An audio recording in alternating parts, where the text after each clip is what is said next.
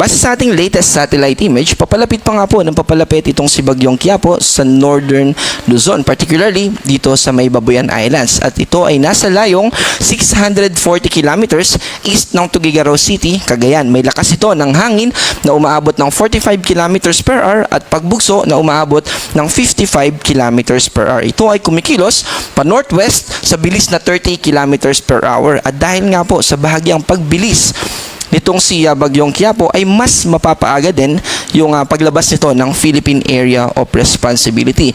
Habang papalapit po ito ng papalapit ay yung paghila naman niya ng habagat ay mananatili po na makakaapekto sa kanlurang bahagi ng ating bansa. Dito po sa ating latest forecast ng track nitong si Bagyong Quiapo, mananatili ito na tropical depression habang papalapit ito dito sa Babuyan Islands, and eventually ay bukas ng hapon ay mas magde-develop pa ito o mas lalakas pa from tropical depression into tropical storm, at posible nga po na madaling araw or yung kinabukasan by Saturday ay ng madaling araw or umaga ay mas lalabas na ito ng sa pagitan ng Pilipinas at southeastern coast ng China. Mas lalakas pa po ito into severe tropical storm hanggang sa ito ay maglandfall na dito sa may southeastern portion ng China.